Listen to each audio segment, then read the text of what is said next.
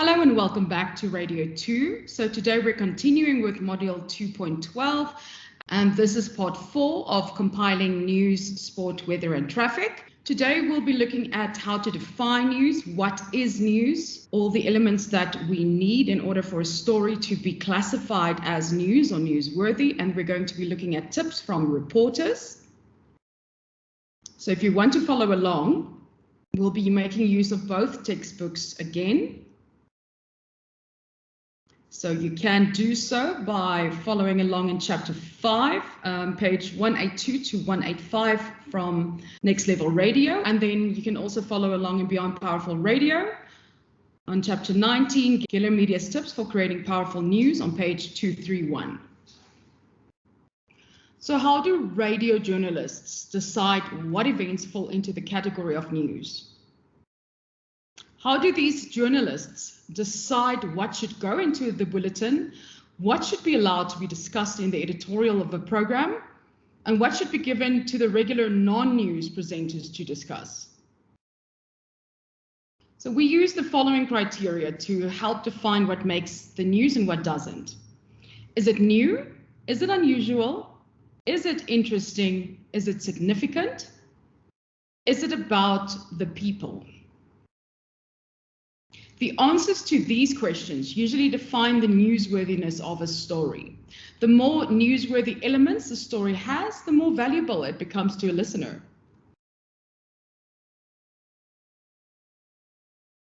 So if we look at these in a bit more detail, is it new? If it's not new, it can't be news. For example, the sudden and tragic death of a famous pop star from 2005 fits all of the criteria of newsworthiness. It's unusual and it's significant and it's people-centric. However, because it happened in 2005, it's not news. If, however, new information is released about the pop star's death today, and this information is significant in the manner of the star's death, then this information would be news. Is it unusual? For something to be unusual, it has to be uncommon. There has to be something different about it. It has to be odd or out of the ordinary. These are the kinds of people or occurrences that make the news. So it's things that are unusual, it's things that are strange.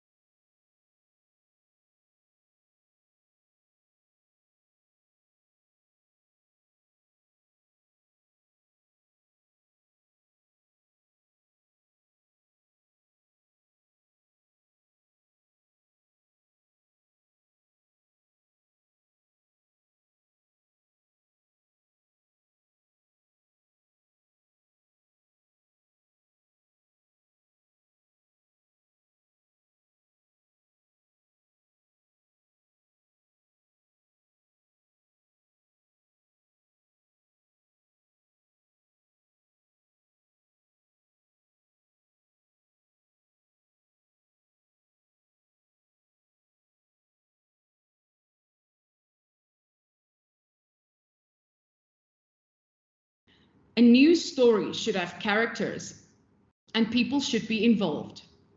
The listeners should care about these characters. If not about others, then the story should personally affect the listener's health or their safety. It should affect them emotionally. It should affect their money, or it should affect another personal concern. Instead of using this newsworthy criterion, you can also use the following checklist of questions. Does the story have a strongly defined subject? Is this new information? Who cares? How will it matter to the listener? Would you have a conversation with someone about the story of air? Does this story affect the health or safety, human emotion, money, or other concerns of our listeners? If so, how? Who are the characters or the people involved in the story? Do you care about them? Will the listeners care? Newsworthiness can be defined by the following: how many people it affects, the reaction that it will get from the audience, the shock factor, the reach that it has, so is it of national importance, whether the issue itself is long running, who is involved in the story, so for example, are they famous, and lastly, why this story came about. Is it that unusual? Let's look at the following criteria for the story. So firstly, timing. News means quite literally things that are new. Topics that are current are newsworthy. There's so much new news around that old news is quickly being discarded. Significance. The number of people affected by the story is important. A plane crash in which hundreds of people die is more significant than a crash that kills 3 people. Proximity. Stories that happen near us have more significance. The closer to home a story is, the more newsworthy it is. For someone living in a small town, let's say in France, a bus crash in their city, so let's say a bus crash in Paris, can have as much significance as a plane crash does in New York City. Proximity does not always mean geographical distance, but also emotional connections and relatability. If I can't relate, it's not going to matter to me. How close to the heart is the story? Prominence. As a rule, famous people get more coverage. If a local footballer in the Sunday League breaks his arm, it isn't as significant as a prominent English Premier League footballer breaking his leg. Human interest. Human interest stories have their own set of rules, as they often disregard the main rules of newsworthiness. For example, they don't become outdated as quickly. They need not affect large numbers of people, and it may not matter where in the world the story takes place. Human interest stories appeal to the emotions of listeners. They aim to evoke responses such as amusement or sadness. Television news programs often place a humorous or a quirky human interest story at the end of the show to finish on a feel-good note, especially if the listener had to sit through death, tax, destruction, things like that in the main bulletin. Newspapers often have a dedicated area of interest, of interesting human interest stories. Finally, there are 2 other factors that journalists should consider before going with a story, namely closeness and personal impact. The same event happening in 2 different places can have 2 very different news values. A revolution here in South Africa will be bigger news for us than one in our neighboring country, for instance. The appeal of local news is that listeners are likely to know the people or places involved. Keep in mind that the concept of local is relative to the area of the broadcast. So, for example, 5FM from an international point of view is a local station. But for someone living, let's say in Uppington, for instance, it's not a local station. National radio stations in South Africa may struggle with this concept. If the presenters are sitting in Cape Town, then they can't assume that the story about something happening in Sea Point or Long Street is going to find resonance and understanding with people in Johannesburg or in Durban or Polokwane, where in total they are broadcasting to more listeners than just those listeners in Cape Town. If we look at personal impact, people understand and can identify with stories about other people. The larger the number of people who identify with a story, the bigger the story. A journalist must have a good grasp of who the average listener is and what their aspirations are. They might want a good education for their children, a new car or a vacation, or they may be looking forward to participating in a community festival or a holiday.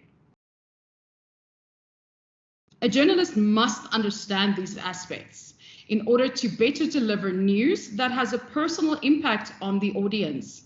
People can identify with stories about other people who are similar to them. So those stories with which many people can identify are stronger than those with which only a few people can identify.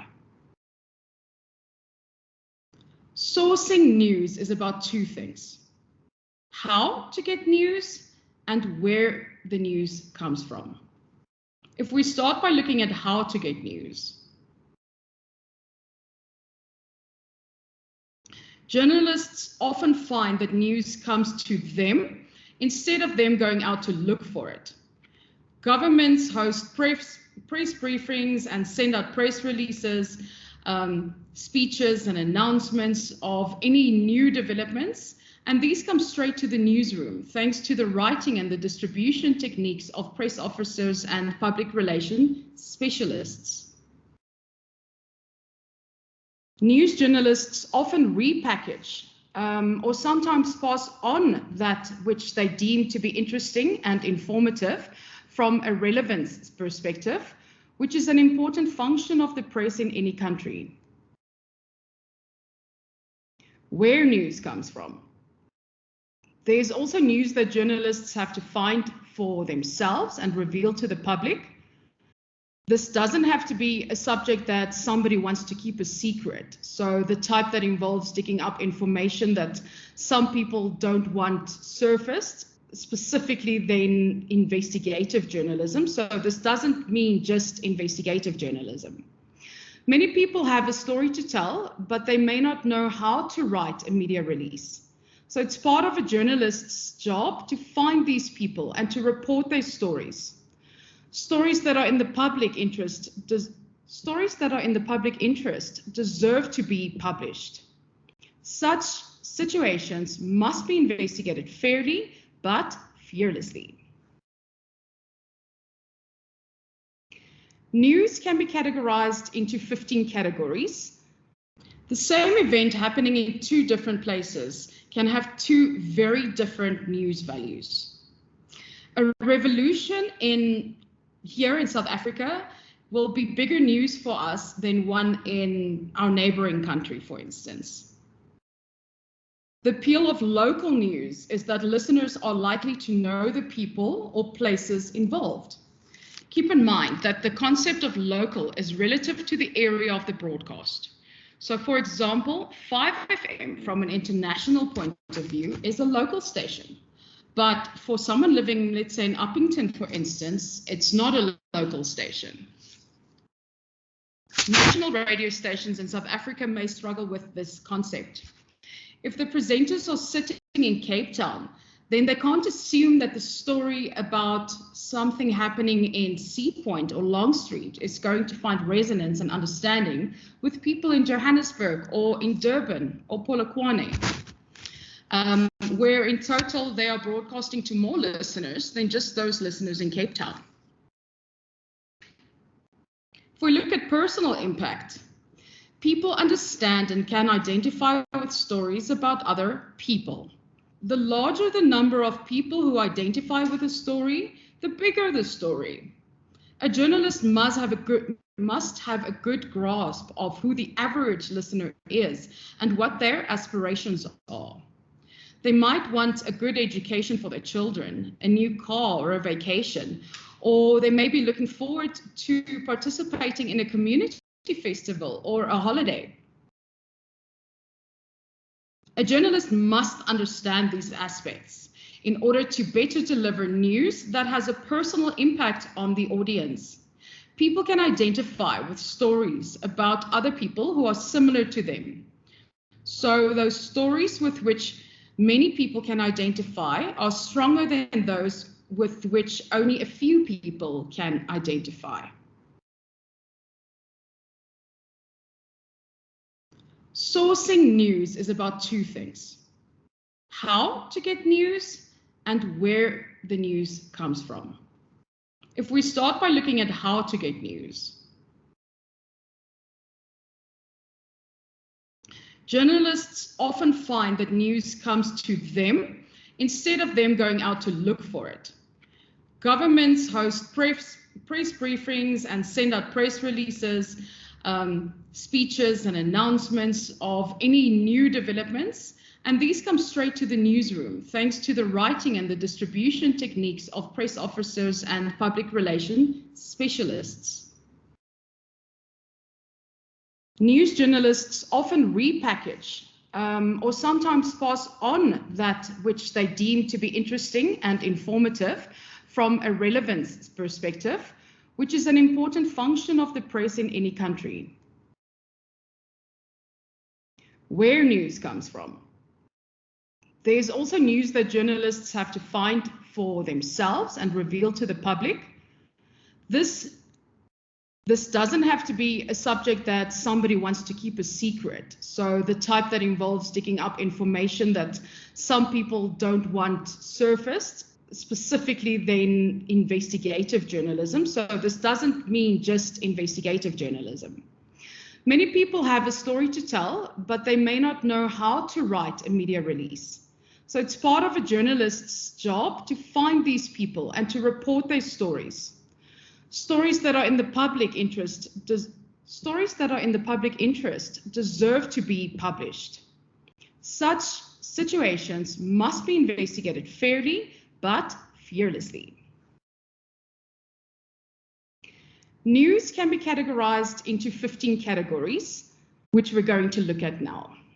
It's important to do some research into these, so to search for headlines online, as that will provide you with a bit more context to these news categories.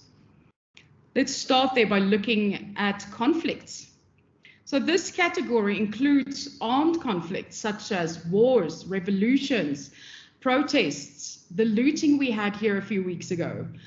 It also includes strikes, elections, and political power battles.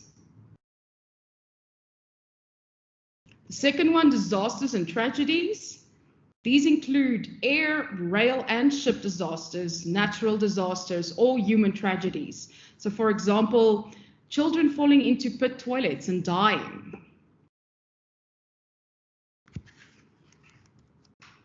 Thirdly, we get progress and development. So development news must show the effect of a specific event on people's lives, whether this be positive or negative. Improvements are always good news stories. For example, education, technology, farming techniques, road building, and so on. These stories affirm people's sense of well-being. For example, the 20 key points from the State of the Nation address, including plans on 2 million new jobs and an urgent bailout for Eskom. Then we get crime. Any crime can be news, from road traffic offences to murder. Serious or rare crimes make big news stories.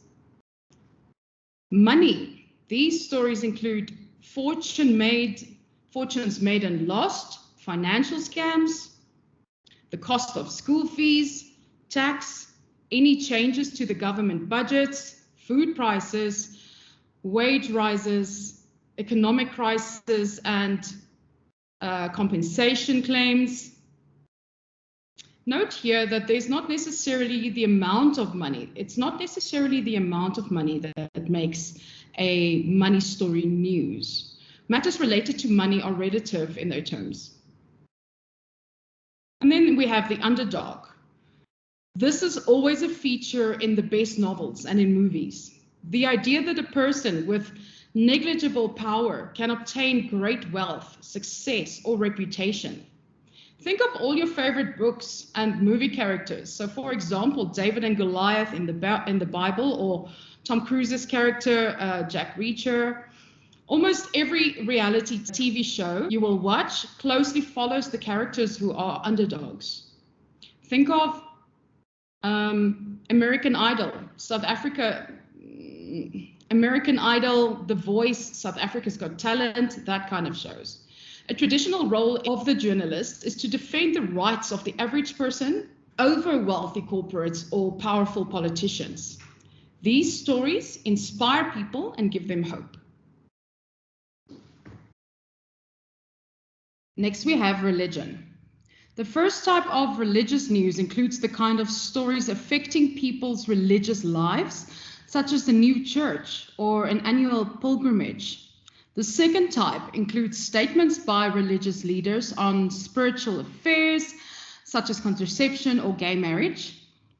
Journalists should be aware of the religious nature of their communities. In South Africa, it's important to understand the relevance of cultural beliefs and traditional religious faiths as well. Then famous people. Well-known personalities are always news fodder. Okay, they're always in the news. What famous people do in public and the lives that they lead are all newsworthy.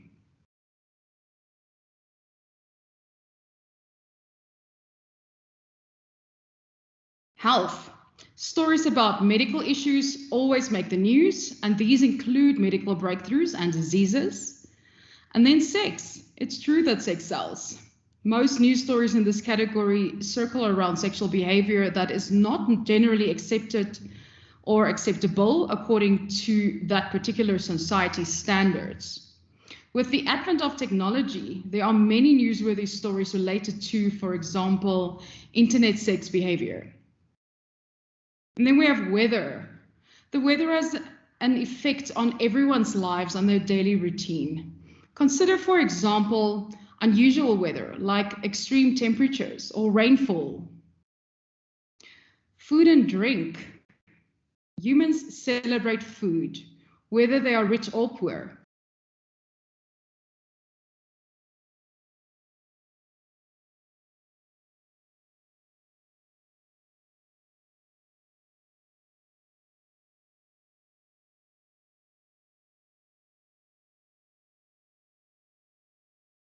For example, music, dance, theater, cinemas, and festivals. Entertainment news always covers developments in the arts. Who's doing what, who's performing where, and what is worth going to see or hear. Then sport, people like hearing or reading about sports people as well as sports events. They are always interested in results. Last one, human interest. Human interest stories are interesting or unusual occurrences in the lives of people to whom the target market can relate. They may not be particularly significant or far-reaching, but they contextualize things for people as they go about their daily lives. Examples could include a child undergoing new and experimental treatment or surgery, or a man with a collection of over 1,000 pieces of Ferrari memorabilia. Let's look at writing and reporting for news. Stories must get to the heart of the matter as quickly as possible. Unlike fiction or non-fiction books, in a radio news bulletin, people don't have time to thoroughly consider and absorb what they are hearing. To illustrate this point, a student might write an email to her mom, which goes as follows. Dear Mom, I do not want you to worry about me, but I have some news for you that you're not going to like. After many additional maths classes and consulting with my lecturers, I was advised to take some different subjects to see if there was another option for a major. Having gone through all of that, I have come to a decision that I hope you will support. The news story version would get straight to the point. Mom, I failed maths. In the news story, the listener should, in the first sentence, already be informed of the main point of the story. Other information can be heard later in the story. It's important to keep in mind that in radio broadcasting, listeners are both time-starved and probably doing something else while they are listening to the show, so they are passive listeners. The reality is that people are not intent listeners. They do not hang on every word of a radio news bulletin. They are more likely just hearing rather than listening. Unless the first sentence of each item interests them immediately, they will quite naturally allow their minds to wander until they hear something that does interest them. This is why when writing news for radio, the writing should achieve the following two things. First is to sell the story to the casual reader or listener, and secondly, to bring across the main point of the story very quickly, so that even if the listener stops listening after the first sentence or two, they will still have a decent idea of what the story was about. Today, people usually listen to the news bulletin, and then, if they are interested in further details of the story, they look it up online. To achieve these objectives effectively, a radio journalist must aim to apply the inverted pyramid style of news writing. This is described as a system of writing that tells the most interesting or important information first, followed by the less meaningful information that is added for more context, but does not take away from the impact of the story. The shape of the inverted pyramid shows how the broad top defines the more weighted information and the narrow base, the less relevant information. So look at this figure. Notice how the first paragraph of the news story is the biggest news and how the story tapers down towards the minor detail. The first paragraph, which is called the intro, contains the most newsworthy part of the story. It's the latest angle, the most significant section, and it's followed by the details. The most newsworthy parts of the story will be written closest to the top of the story.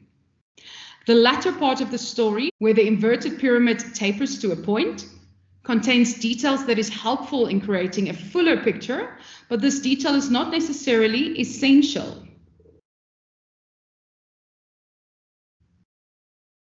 This pyramid format ensures that a story will fit into a concise radio bulletin.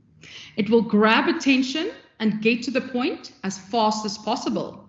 The other facts can be cut, but the main point of the story is not affected. So how do we now implement this inverted pyramid?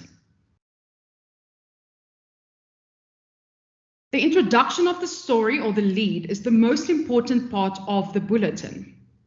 It's an artwork of concise information that captures the gist of the story in the maximum of 2 sentences. In the perfect intro or lead, you will find the most newsworthy aspect of the story, short and relevant to the main story. It'll be grammatically simple, able to create enough interest for the reader to read the rest of the story, and suitable in the style of the story. So for example, if the story talks about murder, then the style should be serious, respectful, and measured. Depending on the nature of the story and its driving elements, a lead can focus on one or several of the following 6 question words. Those are who, what, where, when, how, and why. So the 5 W's and H. So if we give an example for each of these, under who, it can be the Gauteng Board of Education members passed a resolution last night banning the use of cell phones in all schools in Gauteng. So the who here is the Gauteng Board of Education. The what is cell phones, because cell phones were banned in all Gauteng schools last night after the Gauteng Board of Education passed a new resolution. So the what here is the ban that was issued. Where? In Gauteng last night, the Board of Education passed a resolution to ban the use of cell phones in all schools in the province. The where here is all schools in the province. When? Last night, the Gauteng Board of Education passed a resolution banning cell phones in all schools in the province. The when here is last night. How? By a margin of 9-2 last night, the Gauteng Board of Education passed a resolution banning using cell phones in all schools in the province. The how here is through the resolution that was passed in a vote of 9-2. And number 6, the why. Citing an enormous spike in cell phone theft and violence due to theft at schools around Gauteng, the Gauteng Board of Education passed a resolution that bans the use of cell phones in all school buildings. The why here is the motivation brought on by the school theft and violence. These are called the 5 W's and the H. So who, what, where, when, why is the 5 W's and how is the H. When utilizing this, a journalist is able to carefully follow the details of the story. So for example, who was drowned? A man called Sipho. If it had been somebody else, would that have made the story stronger or weaker? Only if this detail makes the story stronger should it be included in the lead. Otherwise, it could be mentioned later, as it might not be essential. Once the intro or lead has been written, the journalist must ask themselves the following. Is the most newsworthy point included in the story? Is it more than 20 words? If so, try to cut it out. Avoid repetition and using unnecessary words. Have you used the active voice? Have you put the facts in the first sentence? Is it up to date? Are the verbs in the correct tense? In other words, is the action taking place right now? Has it already taken place? Or is it still going to happen? If the journalist is happy with the intro, they can then move on to writing the next part of the story. This is done answering the 5 W's and the H. So once these have been written out, they need to be placed in a logical, concise, 4 to 5 line radio news bulletin story. Start by choosing the most important details or facts to come after the lead. So as per the inverted pyramid principle. Then present the facts in an orderly manner to provide logical links throughout the day. Jordan gives us 8 steps to follow in order for us to write the remainder of the bulletin. And these are number 1, or step 1 rather, adjust the language to ensure that it is clear, simple, and concise. Step 2, review to ensure that you have included the 5 W's and H. Step 3, never repeat the information given in the intro or lead. Step 4, if the lead does not grab the listener's attention, then the story will fall flat. Most of the time spent on the story is spent on getting the lead right, ensuring that it's impactful and punchy. Step 5, radio news stories are typically 100 to 300 words long, depending on how many other stories there might be in the bulletin. Read the story out loud so that you have an estimation of how long it will take the newsreader to read the story on air. 100 words or 90 to 100 words are equal to approximately 30 seconds of airtime. Step 6, write the conclusion. This should be a sentence or two that sums up the key points of the story. Step 7, check the whole story over to ensure that it follows the relevant radio station's editorial guidelines and style guide. And lastly, step 8, fact check the script again and review the grammar. The first thing that a copy editor or senior member of the newsroom staff will spot is if there are any language errors. Then there are some final tips for writing great news bulletins, and these are: repetition is the most common error made with regards to leads in radio news. Do not repeat yourself. Avoid commas. This makes sentences very long and hard to follow when they are heard. Break sentences up into shorter parts instead. All copies should be typed and double-spaced to make it easy for a newsreader to deliver on air. Date the first page of the script. Include page numbers. Write out abbreviations. Underline text for emphasis and use dashes for long pauses. Avoid technical terms or jargon that will go over the heads of the public. Check your facts. Journalistic credibility is at stake, so don't be careless.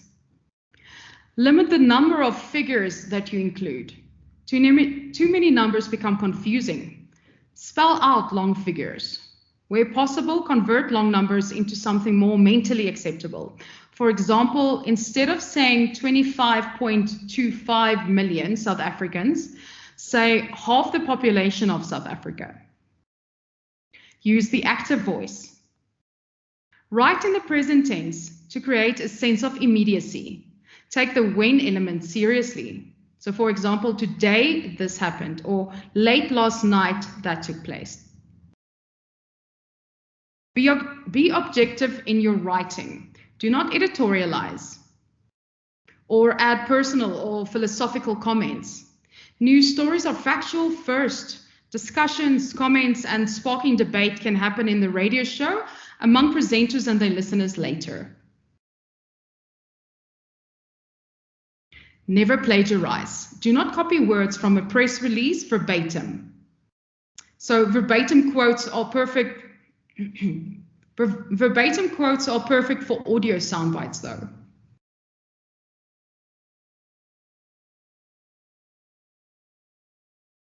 Paint a picture that someone can imagine in their mind. With practice, the bulletins you have written must invite the audience to imagine the scene rather than them having to piece the story together themselves. Okay, so if we look at key lecture points again, the list at the top of page 184 is the vocal point of this lesson. You should be able to write a concise news story that informs the listener and keeps their attention. The different parts of a news story combine to tell a story. Listeners must be able to see the story. And number 4, news writers have different styles for different media. You should be able to define the following. So significance, prominence, human interest, closeness, and personal impact. Choose the best answer according to the text. Newspapers specialize in detail. Television specialize in pictures. Radio specialize in A, storytelling, B, timeliness, C, conciseness, or D, all of the above.